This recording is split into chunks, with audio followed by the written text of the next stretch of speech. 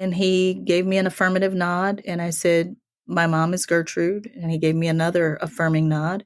And I said, well, do you know her? And he said, yes. And I said, well, did you date her? And he said, yes. And I said, are you my father? And he said, yes. And so then I had to sit down.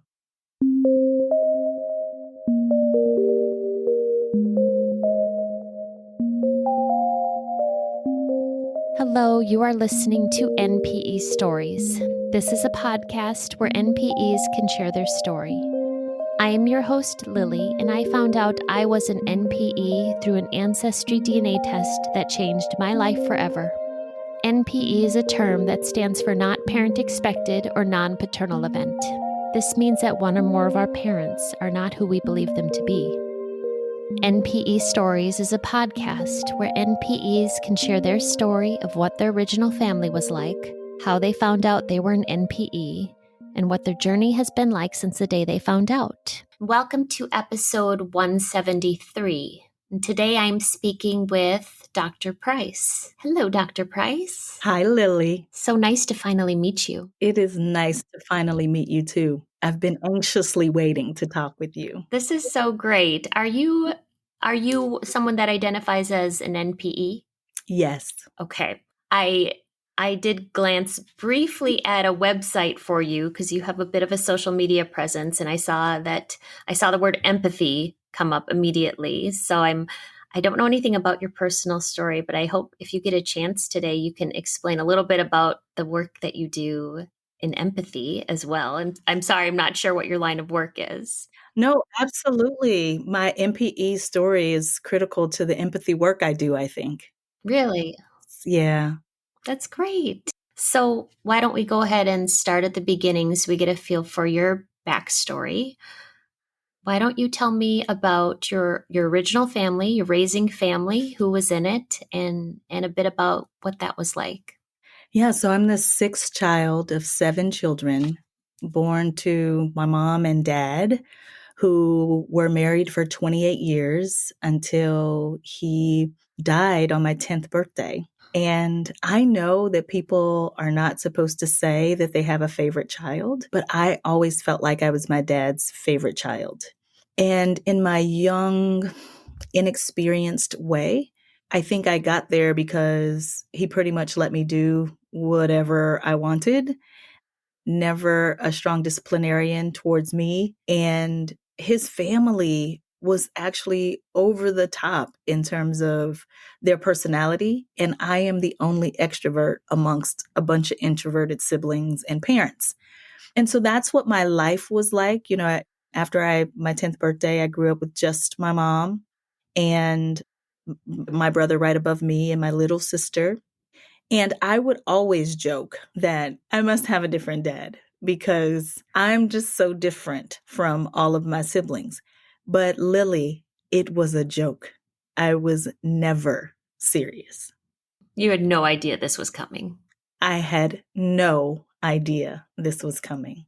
So much so, when I was in my early 30s, both my mom and my dad are deceased. And right before my mom died, I had a fight with my middle sister about something, I don't remember what. And I was seriously looking at my mom and I said, I have to have a different dad because I do not act anything like any of my siblings. And I was looking at her with a serious face, but only because I was looking for her to give me an explanation for why I was different, not because I thought she was going to tell me I had a different dad. And that is so ridiculous for me to think about now. But then I really didn't think I had a different father. There's no way. I just wasn't there.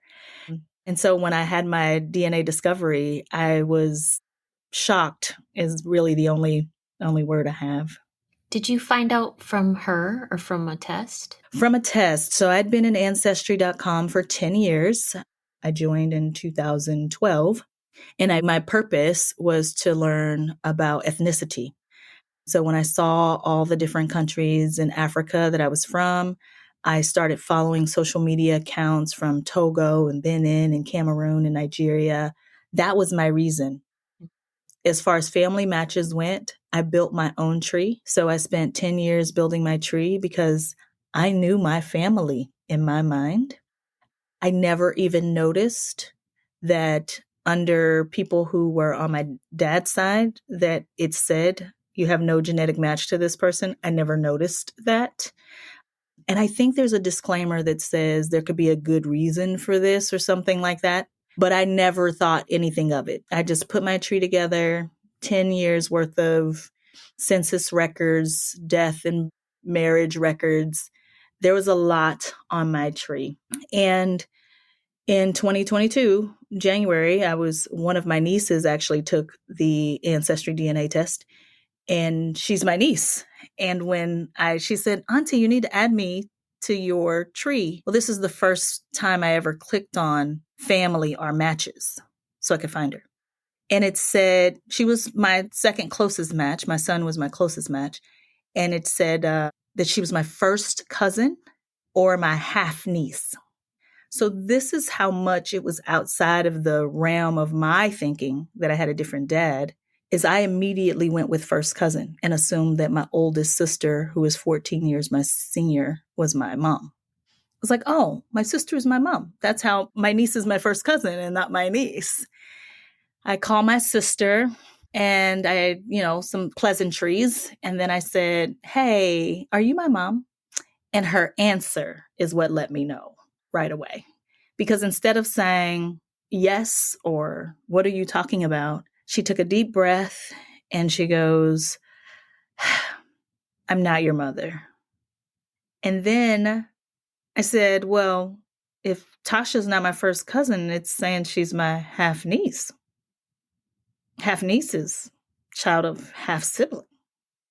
So then I still did not think it was me. My sister hung up and I'm in my head going, how do I know who has a different dad? We got to take sibling DNA test. And then I'm driving down the road and my oldest brother, whose daughter this is, he sounds like my father. He's shaped like my father. When I hug him, I feel my father. And that's when it was like, it's you. You're the one with the different dad. And that was in January. That was in January of 2022.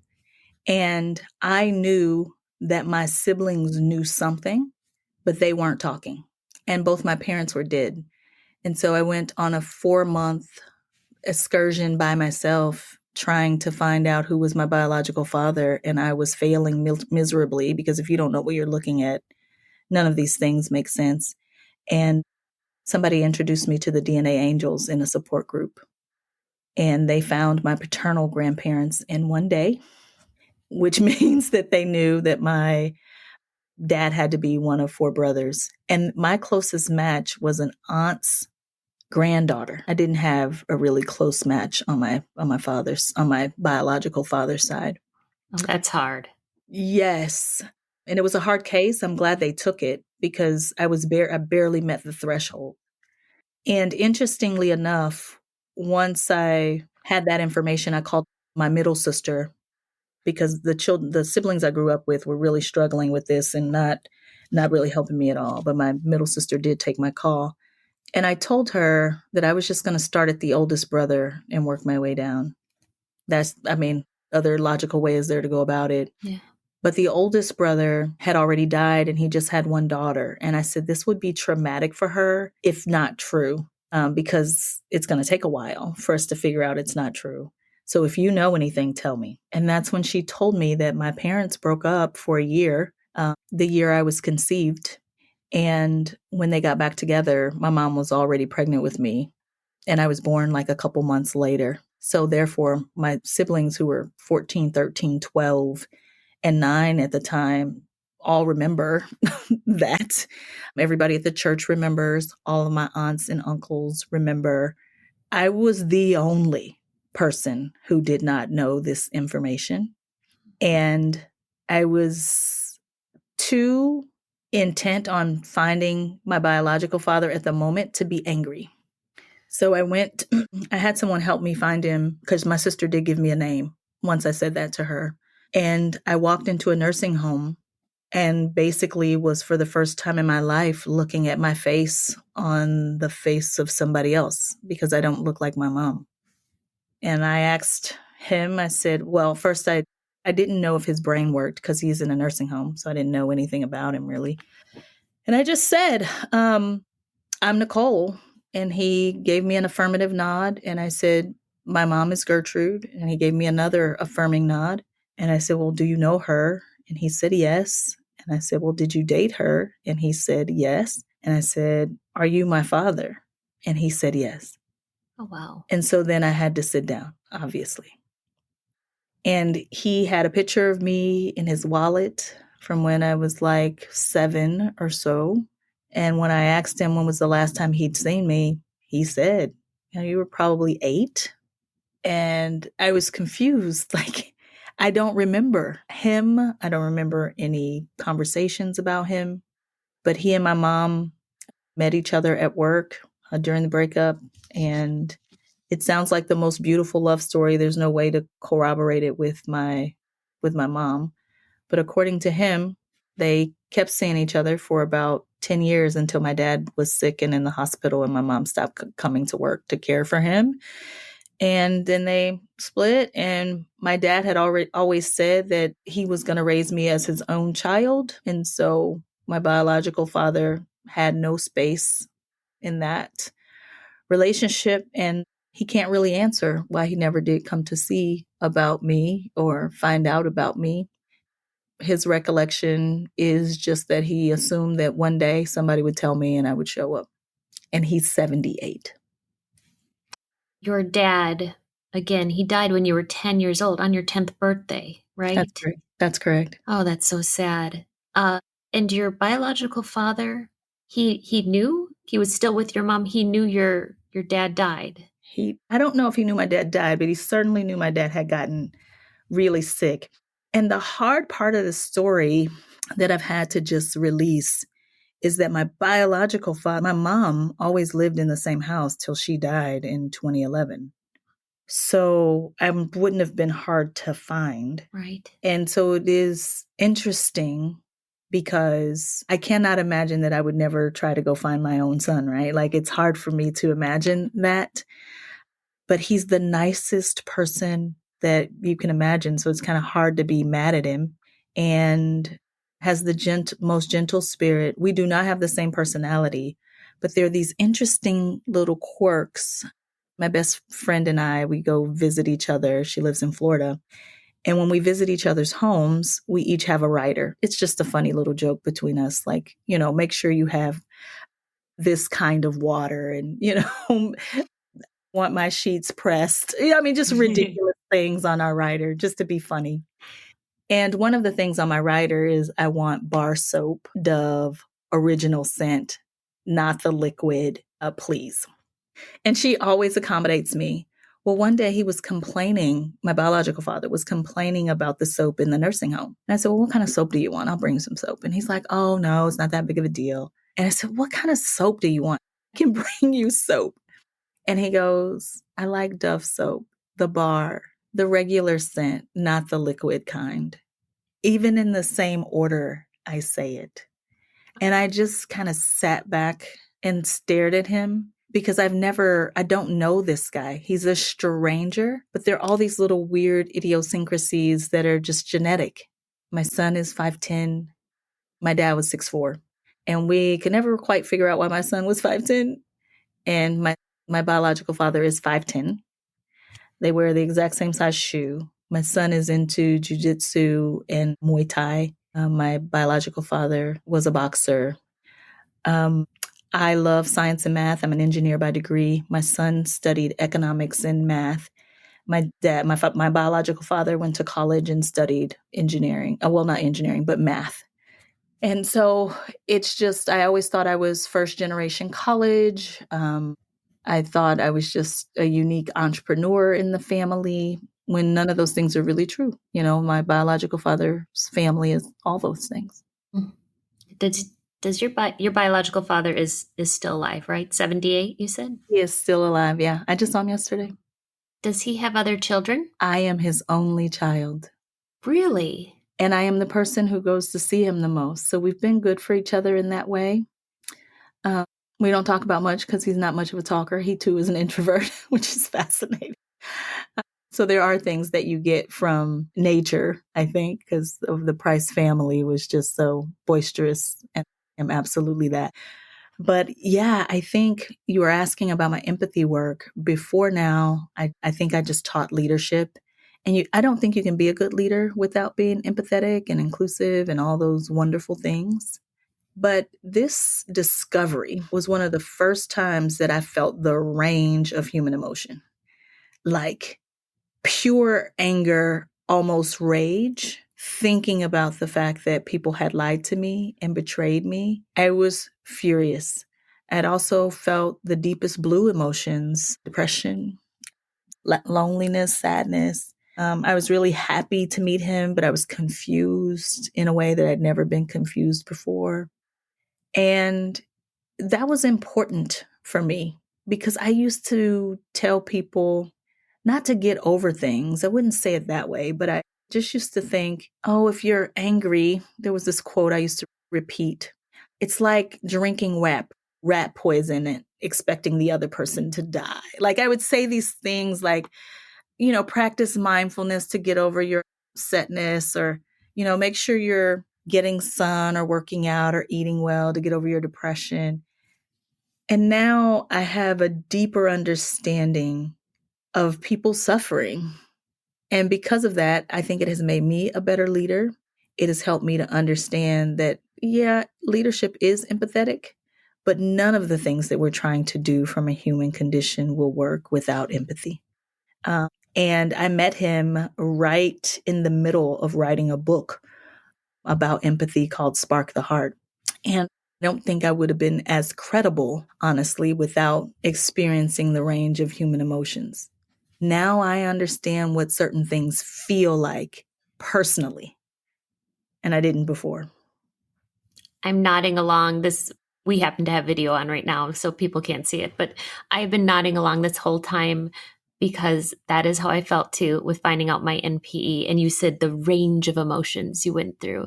And I'm like, yes, I too, now that I have felt all these things, I completely change what I say now. I used to believe one of those, oh, let go of anger, let go of, I feel very differently now. I mean, everyone has their own path, but very differently now that I've experienced this and have felt these feelings myself. Yeah. And I think you are a beautiful person. I don't know you well, but I can feel your energy even through the airwaves. And I just believe now that beautiful people don't just happen.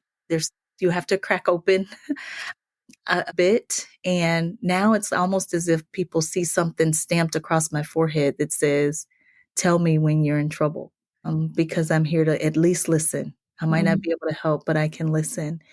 And I was not that person before. I just wasn't. This book, I'm going to put a link for this. It's called Spark the Heart. Spark the Heart. And when I started writing it, it was for organizations. So the subtitle is Engineering Empathy in Your Organization. But organizations are nothing but places where people work. And the most beautiful responses has been from individual people saying how it's helped them to lead a more empathetic life. Because also as part of this journey, what was interesting is I know there are different MPE experiences, and some people, have narcissistic mothers. I have no idea how my mother would have responded because she's dead. So when I don't know, I fill it in with positive. That's just my way.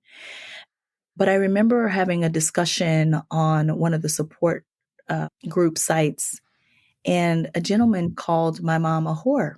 Oh. And I remember thinking, oh, that's odd that, he would characterize her in that way, but he doesn't know the story. And so if someone doesn't know who their child's father is, then I guess maybe you might say that, I guess. Yeah. But in this particular case, there was a really good reason why my mom and my dad broke up. And during that time, she found peace and safety in the arms of my biological father. And I'm grateful for that for her. And so I opened the book with the story about who she is, or who she was to me, still all these years, and I'm still getting used to saying was, who my mother was to me, because I thought it's important that people know that if I were her, 30 years old with 5 kids and not feeling safe, that maybe I would have fallen into the arms of some guy at work too, especially considering as kind as my biological father is. I can absolutely understand how it would happen. And so I wanted people to know her more holistically. So the book opens with a story about my mom and how much empathy she had for people. And I thought that was really, really important. And I think I understand too people whose story's not that, where their moms still deny or maybe won't give them information or gaslight them, but it's because my heart has broken open. And let's just go there for a second because I've heard of all sorts of moms too on this show, but occasionally I get an NPE or a late discovery person with a DNA surprise, and they will talk about their mom having a love story or a connection with their biological father. And that's always tricky sometimes to go there because people will immediately think cheating, wrong, bad. So sometimes I just don't go there. But I do occasionally I hear these stories where I'm like, well, maybe your mom got something that she needed in that moment. And even now I'm even nervous bringing it up because I'm imagining the hate mail, but it's Yeah. true. Sometimes people need these connections and they do fall in love. And yeah, Yes. And, the hardest thing for me to say, Lily, but I think now is the best time for me to say it. Louis Price, my dad, was my hero. When I think back to my childhood, he was the person who took me to school. He always let me ride my bike over to his mom's house. And many times my mother would say no. He let me go with him to work. He let me play on his CB radio. He let me eat all the candy I wanted. Like, he just took me with him to the baseball park. My dad was my hero. I was mortified when he died because I remember feeling like I was going to be left with people who didn't really center me. So to learn that my mom was not safe with him was traumatic for me. That was the biggest grief moment of all of this. It wasn't finding out he wasn't my dad. It was finding out he could drink too much and become an absolute monster. And so when she left with her 5 children and was hidden from him for a year, I'm thinking about she's still going to work every day. And this man, she's the cook and he's the baker. They're right beside each other. And everyone I've ever met who's known him in his previous life describes my biological father as the nicest person they've ever met. Now, maybe there's other stuff about him that I don't know. There's no way for me to know that unless he tells me. But I can only imagine if it were me, I probably would have done the same thing. And when she got back with my father, my dad, did she want to, or was she scared to do anything else? I don't know. I can't ask her anymore. But from the stories, it sounds like she was maybe scared to do anything else. And she was finding safety, love, and peace at work. And I am a love child, and people can think whatever they want to think about that, but it explains almost everything about my personality. love child. So when your mom got back with Louis Price, your dad, she had the 5 children. She was pregnant with you.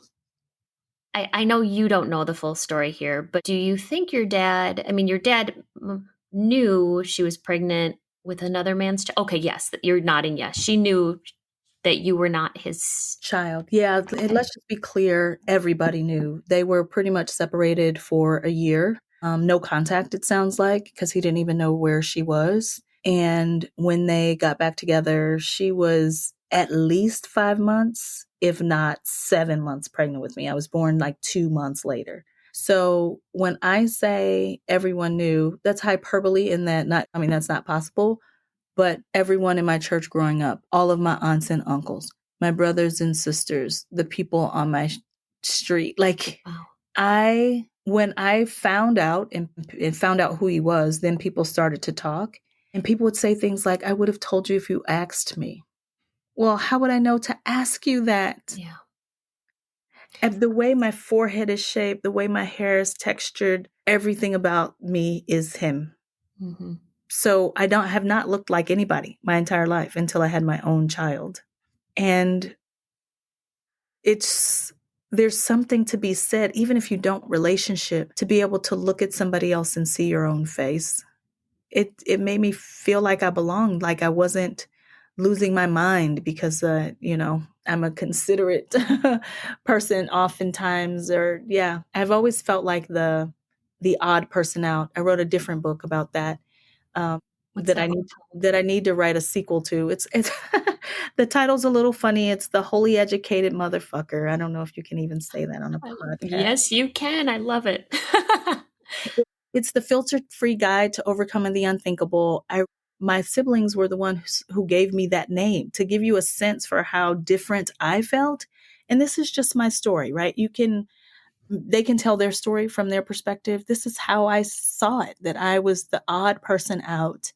And I've spent my life just embracing, well, this is who I am. Like this is this is who I am, the different one. And so there's something to be said for finding out why you're the different one. You got real genetic mirroring when you met your biological father. Yes. This secret that which is just shocking that everyone, even the church, the neighbors, the family knew. I feel that had to have affected, especially I'm thinking of your siblings right now. It appears your raising dad still treated you beautifully and even favored you. But Yeah. So one of the reasons why I thought my oldest sister was my mom was because I spent all my time with her growing up, which I don't think is unusual when you have older siblings. But like, even if you think about professional photographs and who taught me how to cook and all that, it was my oldest sister. So she's my mom first. And when I made that phone call, one of the things that slipped out was, well, you were with me all the time because mom told me to keep you away from dad. hmm. And my response was, well, why would mom tell you to keep me away from my own father? And that's when she pretty much hung up. And so what I've been able to piece together is it took Louis Price a little while to come around. But once he did, he did. Yeah. How much older is the sister that you speak of? 14 years older than me. Oh, wow. And so pictures and things that I'm talking about all the way until she was 18, till she left. Uh, I don't have any pictures with my mom. They're all with my sister. And so I thought, she was basically protecting me from my dad. And so I think that's what I mean when I say it was traumatic for sure to find out he wasn't my dad. The bigger tragedy for me was finding out he was not my hero in the way that I had perceived. Because think about it, if he died on my 10th birthday and it took him 3 years to kind of come around, and then he was in the hospital for a couple of years before that, my memory is really of 4 years of my life. And was he different when your mom went back to him? So I thought so, because I don't remember any abuse, but from the stories, no. That I Really? must have just be pushing it down in my head that he was a great father to me, but a horrible husband to my mom. Mm. And when I consider my siblings, there have been people who've said they're trying to protect my mother, and I don't think so. I don't think my mother needs protecting. Everybody knew I had a different dad. I think they're trying to protect my dad's story, because even I have a hard time telling it. Yeah, that is really hard when you love someone so much and then you hear horror stories about Yeah. how they can be to someone else. It's hard because you feel a natural need to protect them. And at the same time, you have to acknowledge in some way that they have this other side of them. And the behavior is not okay in any way. If there were any one wish I had, I wish I could talk to my parents. Now, what kind of questions would you ask them, or what kind of conversation would you want to have with them? I think my question would be a statement. Describe to me what happened as you see it. And then my second question would be, help me understand how you landed on that the truth is not important to me. Because the people who told me it's important to be honest lied. Yes, a lie of omission, but still lying. And so help me. I need help with that. I would love to have them share their perspective about why why not tell me when my dad died? Why not tell me at least when I turned 18? Maybe when I had my own child and he had some interesting skin condition that we didn't know where it was coming from. If my mom didn't tell me, perhaps when my mom died and the differences between me and my siblings were front and center, maybe somebody would have said something then. I just want to hear, because my siblings still won't talk, not about this. I want to understand, how did we land on I did not need to know? Yeah. Your siblings, if they knew when mom's pregnant, go back to dad. I wonder if they were told explicitly, let's not talk about this, or if it was just kind of one of those family secrets where just people didn't talk about it and baby's born and we go about life as usual. I suppose you don't know because your siblings won't talk to you about it. They won't talk to me about it, but I will tell you that what I've heard them say to me overtly is, it doesn't matter. Louis Price was your dad. And like, why are you talking about this? And I feel deeply that we are only as sick as our secrets. And for that reason, I try not to. This is an important part of who I am. And my biological father is still alive. He loves it when I come to see him. I've got an entire fan club at the nursing home. It's good for me. And I think the heart expands to make space for other people. And so listening to stories on your podcast and hearing about other people's stories of rejection when they finally find their parents, I'm grateful. Oh, and what joy for him to have his daughter in his life, especially at this age of his life. I can't believe he's known about you your whole life. He's known about me my whole life. And I was not a secret in his circles. I just met a man named Kevin at an event I took him to. And Kevin didn't even know who I was until I was introduced. And he said, "Oh my gosh, you're his daughter. The last time he saw you, you were about 7, right? He used to talk about you all the time." Wow. When you get together with your siblings, Mm-hmm. or I suppose even probably your cousins and extended family know, is this just something you don't talk about?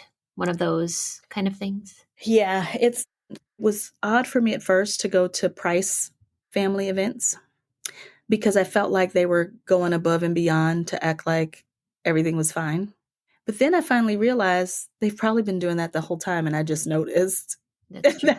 That's just who they are, making sure that I feel, loved and supported. Now, my siblings, I've only been to a couple of family events with my siblings, and the tension in the air is so high that I don't go anymore. I'm hoping that changes, but as of right now, that's where it is. I still have not talked to my oldest sister, so now we're going on a year and a little over a year and a half. She hung up that day, and I've not talked to her again since. When I see her, she avoids me. So my heart is open, and I believe that no matter how people behave, what they're doing makes total sense to them. I believe that. And so I hope she comes around. But for now, that's where we are. And you said you were the 6th of 7 children. So Uh-huh. now what about the 7th child? That is definitely a Price child?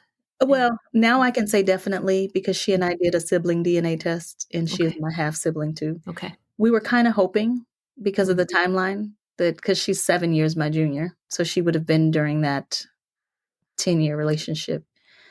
I think which is also has given me more empathy because I was now in the shoes of people who had to decide if they're going to keep a secret or not. And I thought about it. I thought, do I tell her that she might have a different dad and completely ruin her life? Because this has been ruinous in many ways, right? Yeah. Like it shakes up your entire identity. But now I understand what it's like to be in the shoes of the person who's holding the secret and has to decide if they're going to say or not. And I've chosen to be, I'm going to call it hypocritical if I would have done anything else. How could I be mad at people for not telling me, but then not tell my sister? Yeah. So I told her, and I was very gentle when I told her. And we said that the results did not matter. And she doesn't live in my state, but I sent the test to her after putting my sample in. And the results came back so quickly that we were also half siblings. And I was distraught, and so was she. So it didn't matter. We wanted to be full siblings. Yeah. But she looks like a Price. She acts like a Price. Mm-hmm. I think we were both just kind of hoping that maybe. Mm. Because my dad died when she was so young that she never really had a father. So I think she was also maybe looking forward to that experience. And so she was probably the only other one besides you that didn't know this secret. That's correct. Mm. And my brother right above me would have only been 4, so he didn't know either. But Okay. the other 4 did. Wow. To keep the secret that long. And to think that there's at least 2 dozen people. I've never known people to be able to keep a secret like that. Yeah, really. What have you found helpful since finding out this DNA discovery? What sort of process have you had to go through? Yeah, so my hair started to fall out, and I thought that it was because I had gotten this interesting pink color because I like to dye my hair lots of different colors, and I just assumed that it didn't like pink. But then I thought I was having appendicitis, and I went to the emergency room, and they ran a whole bunch of tests, and they're like, "We don't see anything wrong with you." And that's when I realized, "Oh my gosh, I'm having an anxiety attack, and it's showing up as pain in my stomach." And that's when I was like, "Okay, I have got to find some coping strategies." This was before I found my biological father, when I was looking for 4 months. And so I, first of all, gave myself permission to feel. Instead of holding it in and trying to tell myself I wasn't angry, I felt the full range of emotion, and I wrote about the anger I was feeling. It was scary. If you're not a person who deals in those red emotions, that's a scary place to be, you know, because I've told myself my whole life, let it go. But you have to give yourself permission to feel, and you've got to find ways to express that, because I've learned that repressed emotions are going to come out, just not at the time you want them to. That's one. I think being very deliberate about getting sun, going to see my therapist, eating real food, mostly plants, not too much. And I don't numb, and I'm not judging it. For me, I'm not drinking and smoking or any of that. I'm just doing what it is I need to do in order to heal. The people who made these decisions are dead pretty much, except for Mr. Richardson, and he's not a huge talker. Mr. Richardson, that was the first time I used his name. That's what I call my biological father. But yeah, I just am really practicing self-care, things we know we need to do anyway, but things that I think are even more important when you have a DNA discovery and it disrupts your entire life. I've also practiced gratitude. I've helped another dozen people find their people now that I know what matches are, and that can be helpful. And I started responding to emails people had sent me years ago that I just didn't even know were in there. So that's been nice. I sit on the board for the DNA Angels. Really? Yes, and I advise them on things that I think would help them be better, because without them, I wouldn't have found him. There's no way. Oh, I love that. I'll make sure and link the DNA Angels. You've mentioned them a couple times. They're a good group. Yeah, I like them. They were also so gentle with me because I needed gentleness. Yeah. They did just lop off all the prices from that tree I built 10 years building. That's important to talk about. Watching that happen was pretty traumatic too. Yeah. But they had to do that to clean up the data so that they could find who was my paternal father.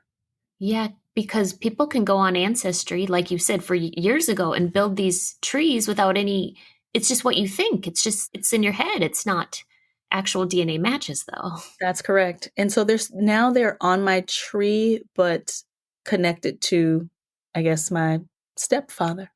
So my father growing up is my stepfather. Someone mentioned that to me. I'm so hard to wrap my head around that. Yes. It's hard to even think of. You're like, okay, what is my relationship to him? Yeah. It's Yeah. just So that's been interesting. But I'm also grateful that I didn't have to have all these new siblings to get to know, because I don't know how that would be either. yeah. I've listened to some stories on your podcast, and I'm grateful that I didn't have. My relationship is with him and him alone. And do you live close to him since you're visiting him frequently? It's about 20 minutes from my house. Not too bad. Wow. Yeah. Do you remember ever meeting him as a kid? I don't remember anything about him at all. Mm. Nothing. I'm glad to hear he's in your life now. Yeah, it's nice. Dr. Price, if people wanted to get in touch with you, how could they do that? They can reach me on my personal brand website, drnicoleprice.com. I'm also on the DNA Angels website as a board member, dnaangels.org. I will link those down below if you're looking at the show description of whatever podcasting platform you're looking at. Normally, you scroll down and you will see the links for the resources we mentioned, the books, the websites. And Dr. Price, I just appreciate you coming on today and sharing your whole story and everything you've been through. So thank you so much for doing this. My pleasure. These stories are here for us to identify with. If you are an NPE and would like to share your story, email npestories@gmail.com. You do not have to give any identifying information. If you are an NPE and would like to share your story, I'd like to hear from you. Subscribe to this podcast to hear more. Come heal with us.